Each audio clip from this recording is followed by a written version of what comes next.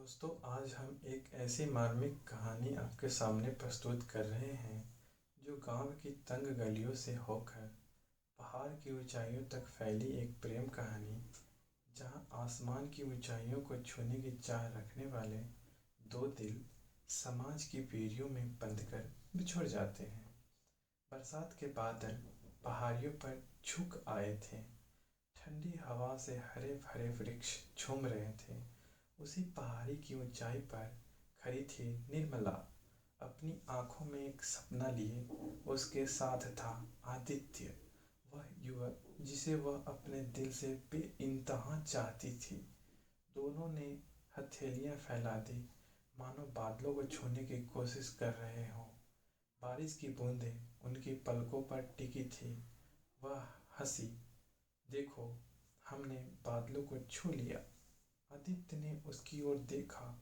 उसकी आंखों में वह चमक थी जो हर कविता को जन्म देती है, लेकिन यह प्रेम समाज के कठोर नियमों के सामने नाजायज था।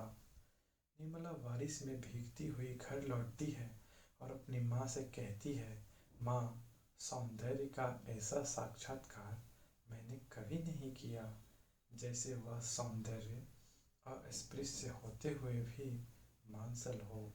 मैं उसे छू सकती थी, देख सकती थी, पी सकती थी। तभी मुझे अनुभव हुआ कि वह क्या है जो भावना को कविता का रूप देता है।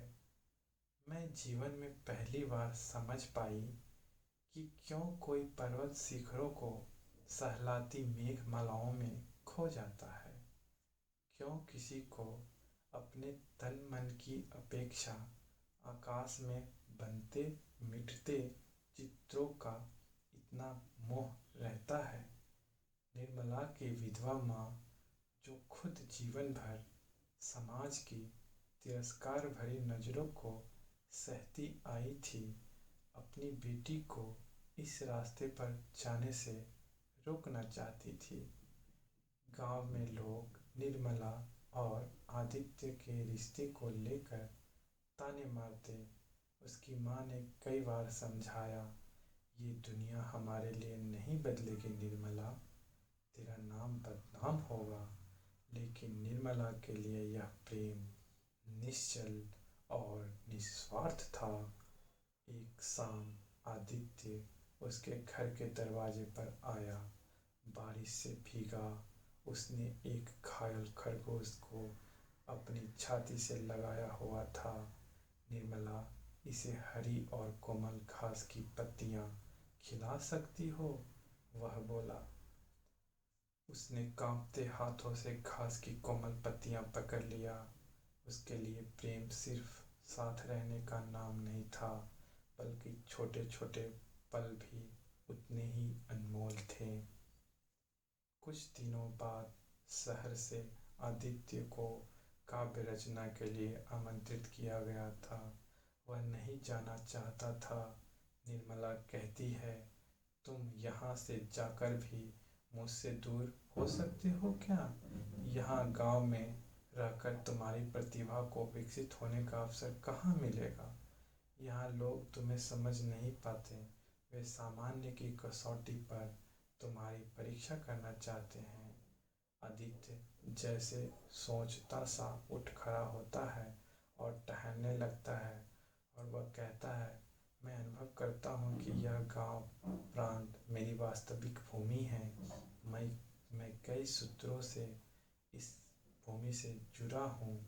इन सूत्रों में तुम हो, यह आकाश और ये मेघ है, यहाँ की हरियाली है, खरगोश के बच्चे हैं, बहुत सारे पशुपाल हैं।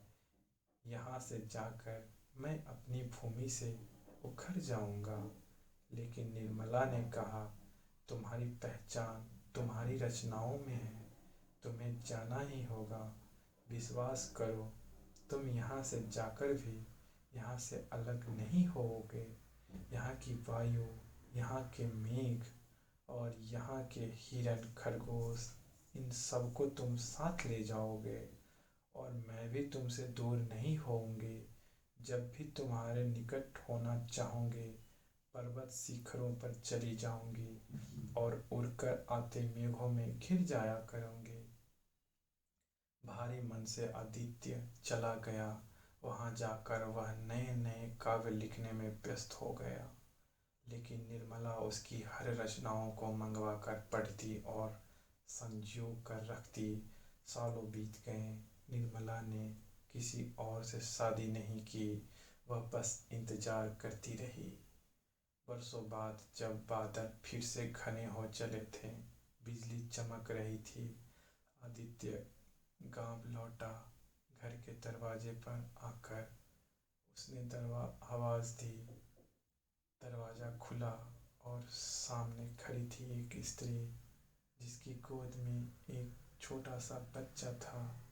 आदित्य के कदम ठिठक गए। निर्मला, वह चुप थी। उसकी आंख में कोई भावना नहीं बची थी। उसने उसे अंदर आने को नहीं कहा। आदित्य ने कांपते हुए उसके चेहरे की ओर देखा। वह पूछना चाहता था, तुमने मुझे भुला दिया? लेकिन शब्द उसके गले में अटक गए।